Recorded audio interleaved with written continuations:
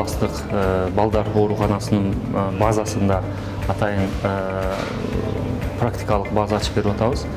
Бул биздин 1-2 жылдан берки пландаштырып аткан иштерибиз болчу.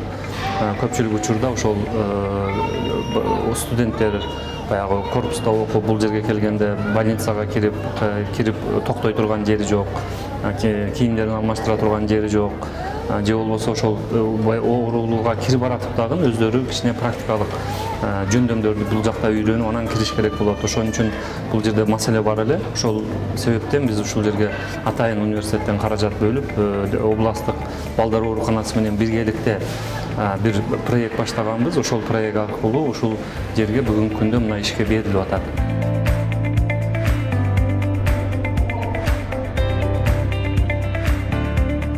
Бул кафедра педиатрии 1 медицинский факультет Түштүк регионунда ачылган күндөн баштап бар. Биринчи выпускаларыбыз 50дөн 60тан педиатрларды окутканбыз. Ушунча жылдан бери педиатрический факультет существует. Эми биз материальный базабыз кичине ГОСТтун требованияларына, оснащение, освещение дегендер санитарный нормага туура келбегенден биз подвальный помещениеде отурганбыз. Мына бүгүн университеттин колдоосу менен айрыкча биздин ректор Кудайбердиев Апаралиевич Кожобековдун салымы чоң абдан.